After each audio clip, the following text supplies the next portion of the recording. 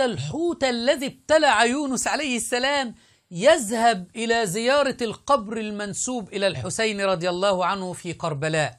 نعم، لأنهم يزعمون أن هذا الحوت كان موالي، لأنهم يزعمون كما في كتاب مدينة المعاجز لهاشم البحراني أن الحوت الذي ابتلع يونس عليه السلام ابتلعه لأن يونس أنكر ولاية علي أو رفض الإيمان بولاية علي بن أبي طالب فابتلعه الحوت. قام الشيعة كما سنرى الآن برسم أو بصناعة تمثال على هيئة حوت، وجعلوا هذا الحوت فاتح فمه كناية على أنه ابتلع يونس، وكتبوا على ظهر هذا الحوت: وذنوني إذ ذهب مغاضبا فظن أن لن نقدر عليه الآية. وأخذوا يسيرون في شوارع العراق على سيارة كبيرة واضعين عليها تمثال هذا الحوت كناية على أن حوت يونس يزور القبر المنسوب إلى الحسين. شنو الغاية والهداية؟ وذنون إذ ذهب مغاضبا. بسم الله الرحمن الرحيم. شنو الغاية والهداية؟ هاي بيعة يونس نبي الله.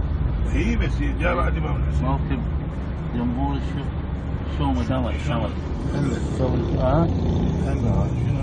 هذا النبي جو نايم ماخذ راحته نبي يونس.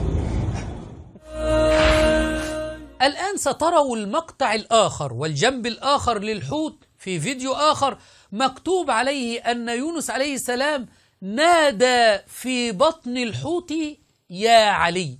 كان يونس ينادي وهو في بطن الحوت يا علي حتى ينجي علي بن أبي طالب عياذا بالله. يعني أشركوا بالله تبارك وتعالى، وقلنا واضح للجميع. أما أنهم الآن يتهمون الأنبياء بالشرك، وأن يونس عليه السلام كان ينادي في بطن الحوت علي بن أبي طالب، مع أن الله سبحانه وتعالى قال في كتابه أن يونس قال: لا إله إلا أنت سبحانك إني كنت من الظالمين. فمن أين علم هؤلاء المشركون أن يونس عليه السلام كان ينادي يا علي؟